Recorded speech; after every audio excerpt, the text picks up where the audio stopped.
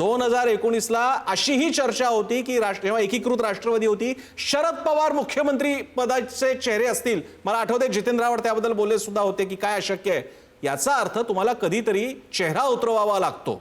म्हणूनच आता शिवसेनेचा प्रदेश पातळीचा मोठा चेहरा, देश पातळीचा मोठा चेहरा कोण? उद्धव ठाकरे. आणि उद्या मुंबईत जेव्हा अशी वेळ येईल त्यावेळी जेव्हा तुमच्यासमोर उद्या जेव्हा भाजप म्हणेल ज्यांनी सुरूच केलेलं आहे की खान वगैरे चाललेला आहे, अशा वेळी तुम्ही चेहरा दिला तर ती तुमचं सगळ्यात मोठं ब्रह्मास्त्र असेल. या लॉजिकला तुम्ही कसं काय खोडाल?